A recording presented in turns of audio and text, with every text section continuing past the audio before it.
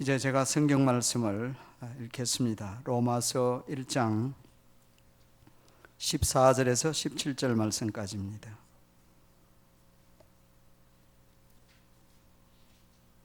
제 말씀을 읽습니다. 헬라인이나 야만인이나 지혜 있는 자나 어리석은 자에게 다 내가 빚진 자라.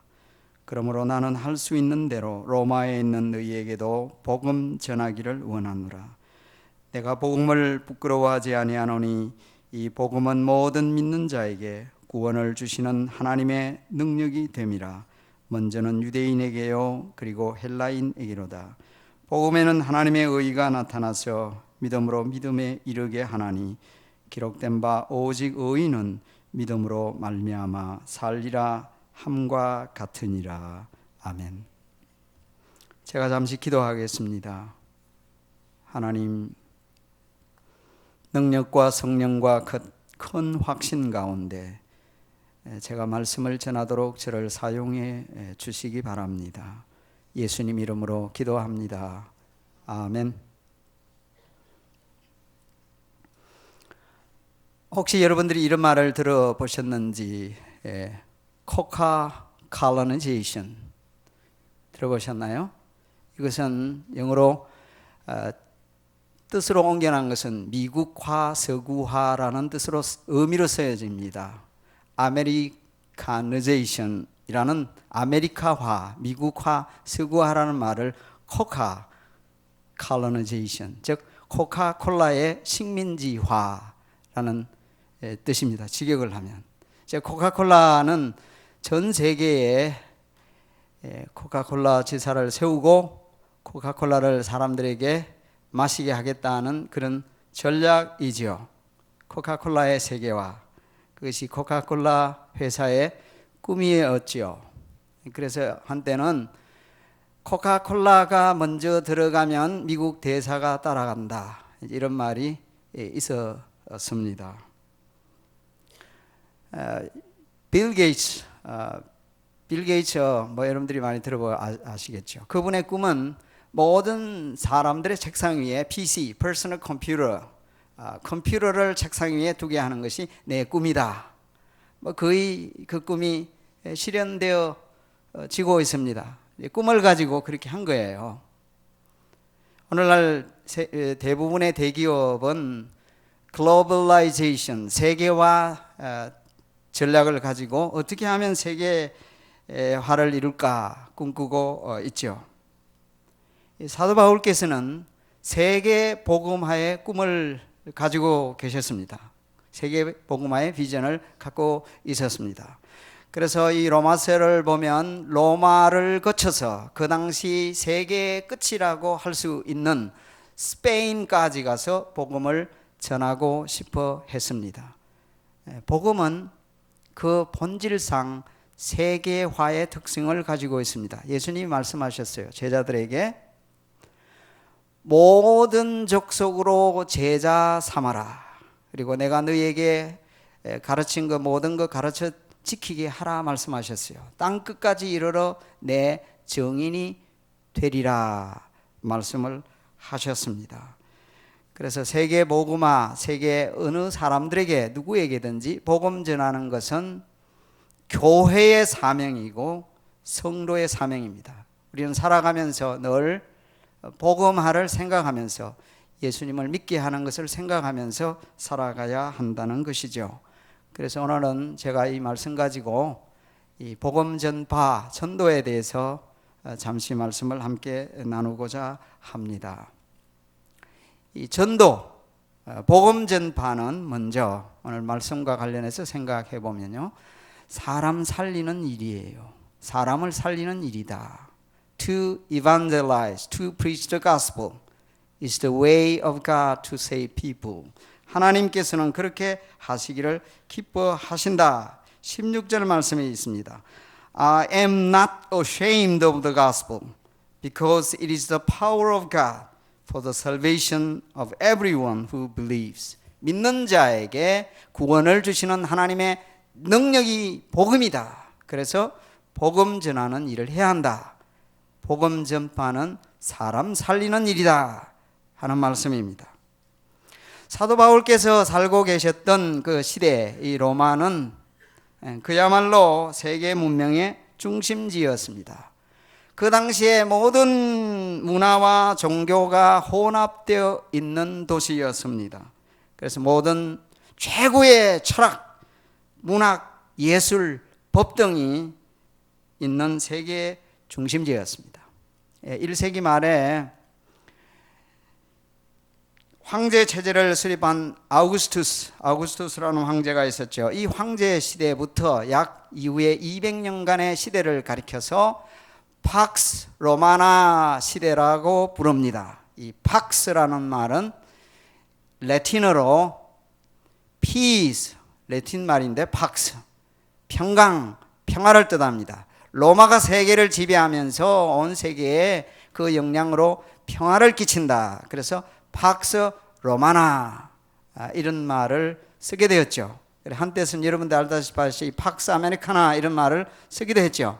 미국의 세계 영향력을 두고 한 말이기도 했습니다. 그런데 이 로마 사람들은 어떤 것을 제도화하고 규격화하는 것을 매우 좋아했습니다. 그 가운데 하나는 주전 4세기부터 주 4세기 약 800년간에 걸쳐서 도로를 만들었어요. 이제 그 도로의 길이가 한국식으로 계산하면 8만 5천 킬로 이상이었다고 합니다. 그래서 모든 길은 로마로 그렇게 그런 말이 나왔죠. 도로를 만들 때에도 계획적으로 잘 만들었습니다. 그리고 최초로 건설된 로마식 포장도로가 있는데 그 아피우스라는 사람이 만들었습니다. 그것을 가리켜 The Appian Way, 아피아 가도라 그렇게 불려집니다. 이 도로의 길이가 약 560km 정도 되었다고 하죠. 그 도로 길이를 생각하더라도 굉장히 큰 도로입니다. 안 보이나요? 제가 한번 보여주려고 그랬는데 로마 시대에 만든 도로 밑에가 있어요. 저 도로였죠. 아피안 웨이라는 거. 아피아라는 사람이 저 로마까지 큰 도로를 만들었어요. 지금도 그게 시대가 지났지만 아직도 그 도로의 그 바닥 모습이 있단 말이에요. 그러니까 이렇게 로마가 지금 2000여 년의 세월이 지났는데도 생각을 해보면요, 굉장한 것이죠. 최고의 문명이 발달한 그 도시였기 때문에 사람들이 로마에 가기를 그렇게도 원했고 또 로마 시민권자의 그 특권의식은 대단했습니다. 로마에 다 가보고 싶어 했던 거죠. 그런데 오늘 말씀 15절 말씀해 보니까 나는 로마에 가기를 원하는데 왜 가기를 원하느냐? 나는 할 수 있는 대로 로마에 있는 여러분에게도 복음 전하기를 원하노라. 내가 로마에 가고 싶은 것은 로마의 문명이나 로마에 잘 사는 그 경제적인 이유 때문에 로마에 가보고 싶은 것이 아니고 로마에 있는 여러분들에게도 복음 전하기를 원해서 내가 가보고 싶다. 한 가지 참 신기한 것은, 이상한 것은 이 복음 받은 사람들에게 복음 전하기를 원하노라 이렇게 말을 하고 있죠. 이 복음은 한 번만 받아서 될 얘기가 아니라는 얘기죠. 지금 교인들에게 이 편지를 쓰고 있잖아요. 복음 전하기를 원하노라. 복음 때문입니다. 모든 사람은 구원받아야 하기 때문에 그렇습니다. 모든 길은 로마로 다 가보고 싶어 했지만 사실은 더 중요한 것은 하나님께로 가는 길이 무엇이냐 알아야 하는 것이죠. 하나님께로 가는 길, 천국 가는 길. 예수님이 말씀하셨습니다. 내가 길이요 진리요 생명이다. 나로 말미암지 않고는 아버지 하나님께로 올 자가 없다. 예수님께서 길이 되신다 말씀하셨어요. 오늘 말씀에 있듯이 복음은 모든 믿는 자에게 구원을 베푸시는 하나님의 능력입니다. 하나님은 사람을 구원하시기를 기뻐하시는데 복음을 통하여 구원하신다라는 말씀입니다.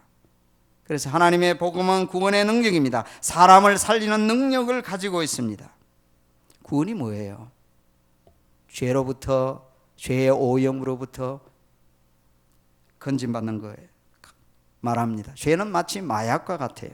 스스로의 힘으로 빠져나올 수가 없습니다. 구원은 죄의 노예 상태로부터 벗어나게 하는 걸 말합니다.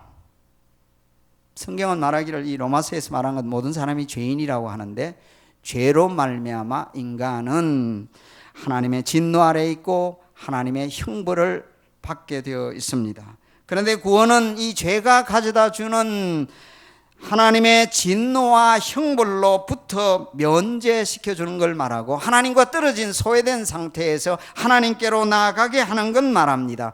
마귀의 종이었던 인간을 하나님의 자녀 되게 만드는 것, 영원한 사망에서 영원한 생명으로 옮겨 놓는 것, 하나님의 아들의 영광의 나라로 옮겨 주는 것, 생명 얻게 하는 것, 이것을 구원이라 말씀하는 거죠. 오늘 말씀해 보니까 17절에 보면 복음은 에는 하나님의 의가 나타난다라는 표현이 있어요. 복음에는 하나님의 의가 나타난다. 이 말씀은 두 가지로 생각할 수 있습니다. 하나님은 의로운 분입니다. 공의로우신 분입니다. 인간은 철저히 죄인이에요. 1장부터 3장까지 내용 보면 어느 한 사람도 죄인한 사람이 없어요. 모든 사람이 다 죄인입니다. 하나님의 영광에 이를 수가 없습니다. 자, 인간은 철저히 죄인이고 하나님은 의롭습니다. 의롭다라는 말은 하나님께서 죄를 심판하신다, 죄인을 심판하신다는 얘기예요. 그래서 하나님의 의라는 것은 죄에 대하여 하나님이 심판하신다는 측면을 생각해야 합니다. 죄에 대하여 심판하시는 하나님의 의에 대하여 말씀할 뿐만 아니라 그것으로 끝나면 안 되지요.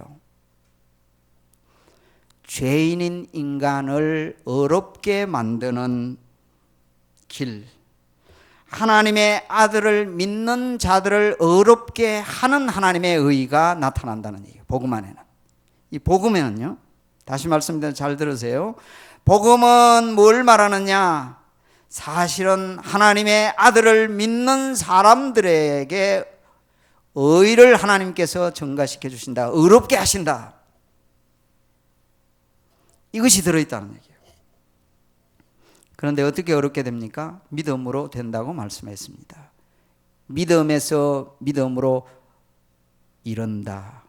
믿음에서 믿음으로라는 말은 처음부터 끝까지 믿음으로, 철저히 믿음으로. 로마서 1장부터 3장까지는 하나님의 의를 말할 뿐만 아니라 또한 인간의 죄악됨을 말합니다. 4장부터 8장까지 말씀은 믿음에 대하여 말합니다. 의인은 믿음으로 말미암아 살리라 하는 이 말씀은 사람이 믿음으로 의롭게 된다라는 이 말씀과 동시에 믿음으로 의롭게 된 사람이 평생을 살아가면서도 믿음으로 살아가야 하는 것이고 믿음으로 사는 것이다, 이 말씀이에요. 사실은 1장부터 11장까지가 구원 얘기거든요. 이방인이든 유대인이든 구원받는다. 어떻게? 복음을 믿음으로. 그리고 12장부터는 믿음으로 살아야 한다, 이런 말씀이란 말이에요. 복음은 이렇게 구원을 베푸신 하나님의 능력인데 복음 전파를 통하여 사람을 살린다. 여러분들이 전도를 함으로 말미암아 사람을 살린다 하는 거예요. 영원히 살린다 하는 말씀입니다. 지난 3월 30일인가요? 그때 필라델피아에 뉴스를 제가 보면서 그 마음속으로 이 복음을 한번 생각해 보았어요. 필라델피아의 그 한 전철역에서 어떤 사람이 철로 안으로 뛰어들려고 그랬죠. 자살하려고 그랬어요. 아내가 옆에서 남편 뛰어들지 못하게 붙잡으려고 하는데 힘이 딸리 안 되는데 그것을 한 사람이 보았습니다. 캘빈 윌슨이라고 하는 사람이 보고는 퇴역 군인이었습니다. 뛰어가서는 그 철로로 뛰어들어 죽으려고 하는 사람을 억지로 붙잡아 지금 끌고 나오는 장면이에요. 죽으려고 하는 사람을 죽지 못하러 붙잡아 살린 거예요. 왜 죽으려고 하느냐고. 그래서 이 뉴스가 Good Samaritan, 선한 사마리아 사람이라는 식으로 해가지고 저 사람이 TV에 한번 나오고 뉴스에 나온 적이 있죠. 사람을 살렸다. 제가 그걸 보면서 죽으려고 하는 사람 건지내는 거, 이 우리가 해야 할 일이다. 교회가 해야 할 일이다. 저와 여러분이요, 전도하는 것은 영원히 죽으려고 하는 사람을 붙잡아서 살게 하는 일입니다. 살리는 일입니다. 이렇게 전도가 귀한 일이에요. 하나님이 그렇게 하시기를 기뻐하신다고 하셨습니다. 사람 살리는 일이다. 전도는 사람 살리는 일이다. 생각하시고 좀 더 마음을 새롭게 가졌으면 합니다. 사람 살리는 전도의 일 감당할 수 있도록 그런 열망이 우리 속에 있어야겠습니다. 그런 저와 여러분이 되기를 주의 이름으로 기원합니다. 오늘 주신 말씀과 같이 우리 마음속에도 복음 전하기를 원하노라, 열정 원하노라, 어떻게 하든지 사람을 어떻게 하든지 내가 살려야 되겠구나, 그런 마음을 가졌으면 합니다. 이건 사람 살리는 일이고, 오늘 본문에 보면 이 복음 전파는 두 번째로는요, 이렇게 말하고 있습니다. 빚 갚는 일이라고 그랬어요. 복음 전파는, 전도는 빚 갚는 일이다. 자, 오전산 14절 말씀에 이렇게 사도 바울께서 말씀하십니다. 헬라인이나 야만인이나 지혜 있는 자나 어리석은 자에게 다 내가 빚진 자이다. 빚이 졌다. 빚 졌다고 그랬어요. 아니, 무슨 빚을 졌다는 얘기예요. 그것도 헬라인이나 야만인이라 했습니다. 이렇게 대조하는 용법을 쓴 것은요, 대조 집단을 이렇게 쓴 것은 nationality, culture, language가 다르다는 얘기예요. 헬라말을 쓰는 사람은 헬라인, 그렇지 않은 사람은 야만인, barbarian. 무시했습니다. 자, 이 두 집단을 사용했다는 말은 남녀노소, 인종, 지위, 고하를 막론하고 모든 사람을 가리키는 말이에요. 나는 모든 사람에게 빚졌다. 아니, 이 사람들이 바울에게 뭘 어떻게 해줬기에 빚이 졌다는 얘기예요. 자기가 빚이 졌다고 했잖아요. 우리 실제적인 빚 얘기 한번 오늘 말씀하고 생각해 보십시오. 오늘 직접적인 관련은 없지만, 여러분 미국에 지금 여기 살고 있는데, 미국 세계 최강국이라 하지만 비투성이 나라죠. 계속 그냥 달러를 찍어내가지고 비투성이 나라잖아요. 빚지고 살고 있잖아요. 그렇지 않습니까? 우리 개인도 뭐 크레딧 부채가 쌓여가지고 빚지고 살죠. 그런데 로마서 13장 8절 말씀에 보면 피차 사랑의 빚 외에는 아무에게도 빚지지 말라, 이런 말씀이 있어요. 아무에게도 빚지지 말라. 제가 일전에 아마 이 말씀을 드린 적이 있는데, 오래전에 2005년도인가. 그래서 제가 수업 시간에 물어봤어요. 저 빚지지 말라는 교수님, 그러면요, 이게 빚 안 지고 예를 들면 은행 융자는 어떻게 됩니까? 은행 융자 얻어가지고 집 사야 되는데, 교회 건물, 그 당시 우리 교회당 건물 사야 되고 이렇게. 그러면 은행 융자 하는 건 이거 어떻게 됩니까? 빚지지 말라고 그랬는데, 교수님 듣고 보니까 고민이 되는가 봐요. 저도 생각해보니까, 아니 빚 그러면은 뭐, 그러면 교회당 아무도 못 사네, 이 성경적으로 여기 말하면. 그래서 저희들이 고민하면서 이걸 이렇게 했습니다. 그거는 이게 해당을 안 되는 걸로 하자. 맞는지는 모르지만, 왜냐하니까 건물이 있으니까 일단 팔면은 빚이지만은 청산이 되잖아요. 은행융자는 건물을 가지고 했으니까. 그러니까 여기는 적용시키지 말자. 그게 맞는 것 같기도 하고. 왜? 그냥 짓는 게 아니고 건물이 있으니까 팔면, 그래서 이 건물을 샀잖아요. 지금도 폐하고 있잖아요. 교회. 여전도에서 수고 많이 해서 그냥 바자회 하면서 시드 많이, 시돈을 마련해가지고 이 건물을 했잖아요. 아마 건물을 팔아서 갚을 수 있으니까 아마 빚진 것으로 생각하지 않을 수 있다, 그런 얘기를 한 적이 있습니다만은, 사람들이 많이 빚지고 있습니다. 그래서 제가 보니까 빚지지 않기 위한 방법 뭐 이런 얘기가 있는데, 몇 가지를 보면 뭐 오늘 본문하고는 직접 관계없지만 한번 보십시다. 첫째는 보니까 적을 알고 나를 알라. 적은 뭔가 하면 빚, 내가 지금 빚 얼마나 졌느냐, 그게 적이고, 나를 안다는 것은 내가 수입이 얼마냐, 그걸 정확하게 파악하는 거예요. 두 번째로는 신용카드를 버려라. 요즘 같은 시대에 신용카드 안 쓰면 어떻게, 크레딧 카드를 어떻게 안 쓰고 살 수 있냐. 아예 쓰지 말라는 얘기라기보다 돈 없으면 안 쓴다. 즉 크레딧 카드를 쓰는 이유는 뭐냐면은 무조건 쓴다는 거예요. 수입하고 상관없이 자꾸 써대깁니다. 그러니까 돈 없으면 안 쓴다는 원칙 세워라. 세 번째로는 그래도 빚 갚을 계획을 세워라. 빚 갚을 능력이 없으면 차라리 재산, 보유 자산 매각하라, 뭐 이런 말까지 있는데요. 네 번째는 결코 신용불량자가 되지 말라라. 다섯 번째는 한탕해서 갚겠다는 생각, 로또든지 주식이든지 그 생각 버려라. 그래서 소비 지출을 줄이는 그런 방법, 파트타임 잡을 가져라, 이런 말씀도 있고요. 이제 사실은 빚 갚으려고 하면은 이제 가족이 협조를 해야 되죠. 지금 얼마나 빚졌다, 가족 모아놓고 가족 회의 하고 난 뒤에 외식이나 영화나 잡지 구독 꼭 필요하지 않는 것 지금부터 안 한다, 동결이다. 그 외에 식품비, 전기료, 전화료, 자동차, 가스비 그것도 10% 줄이자. 이 실제로 한 사람들이 한 얘기니까 잘 들어보세요. 그리고 집에 가끔씩 사치품이 있거나 귀중품이 있는데 별로 소중하지 않다, 그건 팔아가 빚 갚아라.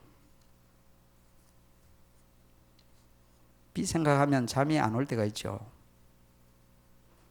편안하게 잠 잘 주무시는 분들도 있는지 모르겠는데 빚이 우리의 마음을 얼마나 무겁게 만듭니까?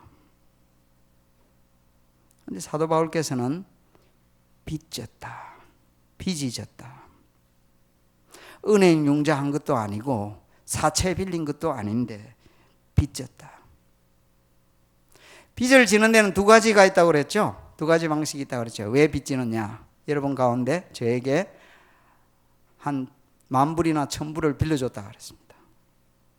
목사님 이거 빌려드립니다. 장로님, 권사님. 그럼 제가 여러분이 빚진 거죠. 그게 아니고 제게도 그런 경험이 있는데 누군가가 저에게 몇천 불이나 1,000불이나 2,000불 주면서 이거 누구에게 전해주세요. 때로는 저에게요, 특별한 지정을 하지 않고 이렇게 쓰세요 하고 줄 때가 있어요, 저한테. 자, 그런데 그걸 제가 받아가지고 전해주지 않고 계속 가지고 있으면은 그 받아야 할 사람에 대해서 내가 지금 빚진 거예요. 아시겠어요? 배달 사고 낸 거예요. 배달 받아가지고 내가 인마이 복귀 가만히 가지고 있으면 배달 사고 내서 빚진 거예요. 사도 바울이 말하고자 하는 것은 두 번째 부분입니다. 사도 바울은 복음을 받았습니다. 정말 귀중한 것 중에 최고의 귀중한 것을 복음을 맡았습니다. 사도 바울은 서신서에서 그 말씀을 많이 해요. 내가 맡았다, 복음을 맡았다, 받았습니다. 맡았는데 내가 맡아서 너만 가져라 그게 아니고 그걸 전해주라고 했습니다. 주님이 전해주라고 했는데 맡아서 자기만 그대로 가만히 가지고 있으면 지금 받아야 할 그 사람들에 대해서는 자기가 빚을 지고 있는 거예요. 빚진 거예요. 그래서 고린도전서 9장 16절 말씀에 사도 바울은 말씀하기를 내가 복음을 전할지라도 자랑할 것이 없음은 내가 부득불할림이라. 만일 복음을 전하지 아니하면 내게 화가 있을 것이미로라. 왜? 빚지가 있는 상태에 계속 이렇게 있으면 안 되잖아요. 전해줘야죠. 복음 전파의 열망이 그에게 있었다는 말씀입니다. 성도 여러분, 우리가 빚 갚기 위해서 많이 노력하는 것처럼 복음 전하는 일에도 전략을 세우고 계획을 세울 필요가 있습니다. 교회적으로 우리 남전도 예전도에서 그런 것들 많이 하잖아요. 계획 세워서 어떻게 전도할 것인가. 빚 갚는 일입니다. 좋은 소식은 혼자만 간직하라고 준 것이 아니고 전해주라고 주신 것인 줄로 믿습니다. 저와 여러분의 삶이 그렇게 되기를 주의 이름으로 기원합니다. 우선 여러분 생각해 보세요. 죄를 빚에 비유를 했어요. 우리가 갚을 수 없는 죄의 빚을 예수님이 갚아 주셨습니다. 그래서 죄의 빚은 다 청산이 되었는데 복음의 빚을 지고 평생 살아간다 하는 것입니다. 이제 그 미국에 오는 경우에 가끔씩 이런 얘기들이 있죠. 처음에 미국에 오시면은 저도 마찬가지입니다만은 여기 있는 분들이 많이 도와주세요. 그래서 정착하게 되잖아요. 그러면 제가 어떻게 이 은혜를 갚지요 하면은 하는 말이 뭡니까? 저한테 하지 말고 새로 뒤에 오는 비슷한 사람에게 똑같이 그렇게 해주세요. 빚 갚는 일입니다. 우리가 이미 하나님의 은혜를 많이 받았습니다. 받은 바 은혜를 이제 알지 못하는 사람에게 똑같이 내가 받은 은혜 그대로 해주는 것, 이게 빚 갚는 일이고 복음 전하는 일입니다. 조금이라도 여러분의 마음속에 이런 열망이 일어나기를 주의 이름으로 기원합니다. 하나님께서는 복음 전파를 통해서 사람을 살리십니다. 저게 두 가지만 생각하십시오. 사람 살리는 일이다. 영혼을 구원하는 일은 이것은 정말 귀한 일이다. 사람 살리는 일이다. 영원히 사람 살리는 일이니까 여기에 좀 열망을 가지고 계획 세우고 마음을 졸여야 되지 않겠느냐 하는 거예요.